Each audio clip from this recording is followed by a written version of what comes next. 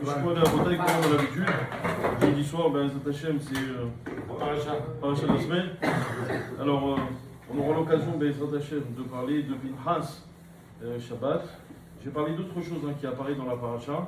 C'est la fameuse nomination de Yehoshua ben Nun, où Akadosh Baruch Hu, il dit, comme successeur. Exactement, il dit à Moshe, Vaïdaber Hashem le Moshe Kachnecha et Yehoshua ben Nun, Ish Asher Ruach Bo. Prend Yehoshua ben Nun, un homme qui a Ruach Bo, un homme qui a en lui le Ruach. Qu'est-ce que ça veut dire? Ça signifie quoi? Avant d'essayer de comprendre, déjà signaler qu'on est tous d'accord que Yehoshua ben Nun n'était pas l'homme le plus élevé dans le Ham Israël à ce moment-là. La preuve, c'est que Yehoshua ben Nun faisait partie des Meragelim, des explorateurs. Et lorsqu'on cite les Meragelim, on va citer Yehoshua ben Nun en 5e position. Et le Ramban explique que la position définit le degré. C'est-à-dire que celui qui était cité en premier, c'est celui qui avait le plus grand degré. Deuxième, etc., etc. Donc on voit bien déjà que rien que par rapport aux Meragelim, Yehoshua ben Nun était déjà en 5e position. Ensuite, on avait dit, je ne sais pas si vous vous rappelez, dans le Shabbat du Shema Shel Achlecha, on avait expliqué que les Meragelim, c'était Raché ben Israël Hema. Hema, le Ba'alatourim il dit Hema, c'est la même matérielle que 50. He, ça fait 5, même 40, plus 5, 45, et plus le dernier He, ça fait 45 plus 5, ça fait 50. Omer Ba'alatourim, qu'en réalité tous ces explorateurs n'étaient pas des grands chefs de tribu, c'était simplement des chefs de tribu de 50. Des chefs de 50. Donc on voit bien que Yehoshua fait partie justement de ces Meragelim. Donc n'était que Yehoshua lui-même n'était qu'un chef de 50. Donc c'était pas l'homme le plus élevé dans la stature spirituelle. Et pourtant, Kadosh Baruch Hu, il a choisi Yehoshua ben Nun. Et pourquoi il a choisi Yehoshua ben Nun? La Torah elle justifie ce choix en disant Ish Asher Ruach Bo. C'est un homme qui a un Ruach. Qu'est-ce que ça veut dire un Ruach? Rashi il explique sur place, il dit Shiachol lehaner keneged rucho shel kol ehad ve'ehad. C'est un homme qui peut aller keneged rucho shel kol ehad ve'ehad dans la direction de tout un chacun. Qu'est-ce que ça veut dire? Ça signifie quoi? Alors en bataille, pour comprendre en fait ce que veut dire Rashi, il faudrait ramener cette fameuse Gemara dans Masechet Psachim, où la Gemara elle raconte dans Masechet Psachim d'Av Pezaïn Amud Aleph, elle raconte cette histoire avec Oshia. Vous savez qu'un jour, Kadosh Baruch Hu, il dit à Oshia, pas attention, le Oshia Navi. C'est pas Oshia ben Beri. Non, c'est Oshia ben Beri. Oshia ben Beri. Oshia ben Beri, c'est pas Oshia Yehoshua ben Nun, d'accord? C'est Oshia ben Beri, donc c'est un prophète qui va venir beaucoup plus tard. Et Kadosh Baruch Hu, un jour, il vient le voir, il lui apparaît, et il lui dit voilà, sache, Banecha Hateu, tes enfants ont fauté. C'est Kadosh Baruch Hu qui dit ça à Oshia ben Beri. Et il répond à Oshia ben Beri, il a une réponse qui va rester célèbre. Il va dire à Kadosh Baruch Hu, eh ben c'est pas grave, le monde entier est plein de populations, choisis quelqu'un d'autre. Et là, Kadosh Baruch Hu s'énerve. Et dit, mais c'est pas ce rôle que je t'ai affecté. Un prophète, c'est pas ce rôle. Le prophète, il est là pour défendre le Ham Israël, non pas pour l'accuser encore plus. Et Kadosh Baruch Hu, il lui dit, voilà, je vais lui faire comprendre son erreur. Qu'est-ce qu'il fait? Il lui dit, voilà, je t'ordonne maintenant d'aller prendre une femme qui est une prostituée, de te marier avec elle et de faire des enfants. C'est un ordre divin. Donc Oshia ben Beri accomplit et va prendre une femme. Je peux d'ailleurs vous donner même le nom de cette femme. Elle s'appelle Gomer bat Davlaïm. C'était son nom. Donc il est parti la prendre, cette femme. Elle était une prostituée. Il a fait des enfants avec elle. Et à Kadosh Baruch Hu, lorsqu'il a eu des enfants, Kadosh Baruch Hu, il dit maintenant tu la renvoies.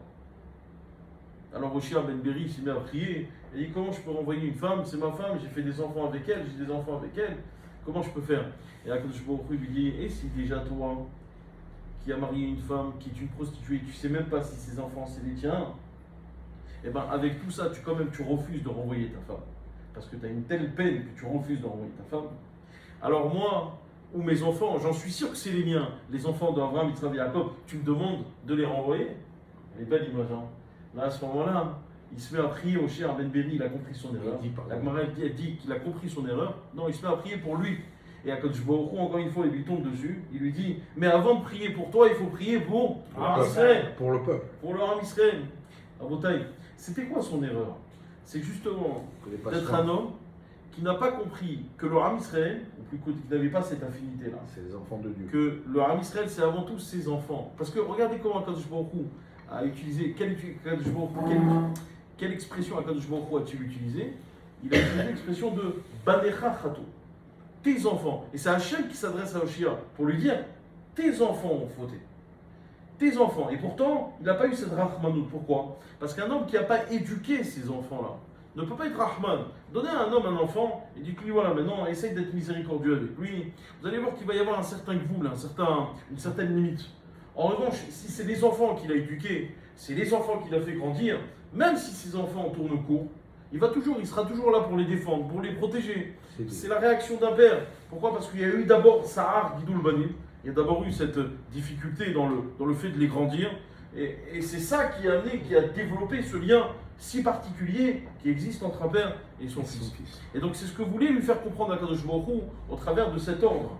Va te marier avec une femme et fais des enfants, fais-les grandir. Et tu vas voir combien c'est dur de renvoyer des enfants que tu as fait grandir. Et de renvoyer cette femme aussi avec laquelle tu as eu des enfants, justement, que tu as fait grandir. Et donc c'est ce qui manquait à ce moment-là, d'après la Gemara dans Maseret Saïm. Si ce n'était pas la Gemara qui le disait, je n'aurais pas pu le dire. C'est ce qui fait dire à la Gemara qu'en réalité, il a eu ce manque de compassion envers le Ham Israël parce qu'il n'a pas considéré à ce moment-là qu'il était le véritable père. En tout cas, du moins, il ne se considérait pas comme le père du Ham Israël. Pourquoi? Parce que justement, il n'a pas vécu tout ce midbar, toute cette naissance du Ham Israël, ensuite cette éducation du Ham Israël dans le midbar. Ça, Kadosh Baruch Hu, lui, par contre, la connaissait parfaitement.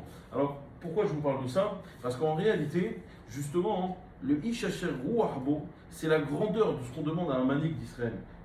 Celui qui va être dirigeant du Ham Israël, on lui demande d'être ce qu'on appelle Zorem Bechol HaKivunim. C'est une expression en hébreu qui veut dire savoir aller dans toutes les directions.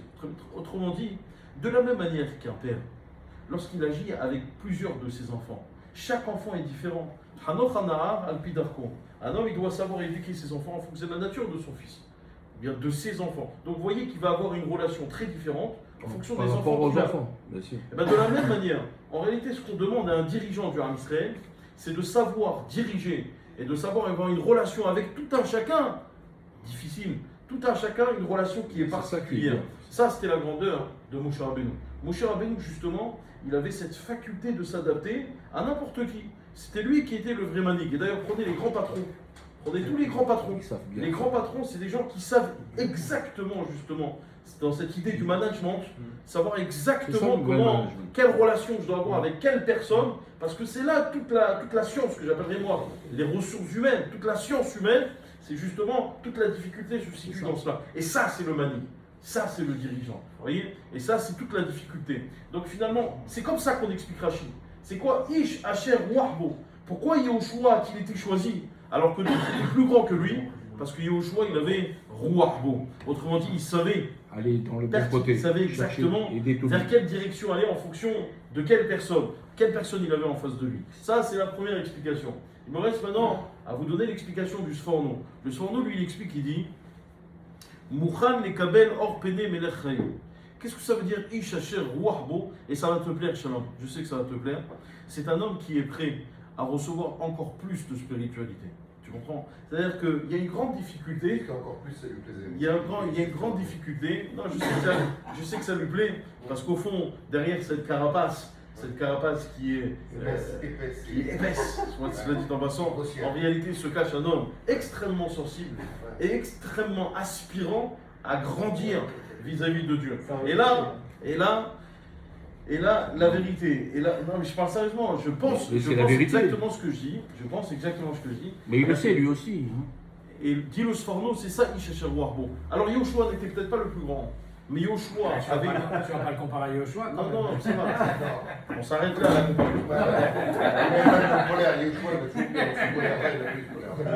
Yehoshua n'avait pas besoin de colère quand il était dans le midbar. C'est pour ça. En tout cas, Machié, prenez soin de lui, c'est un homme qui est sensible, il ne faut pas le malmener.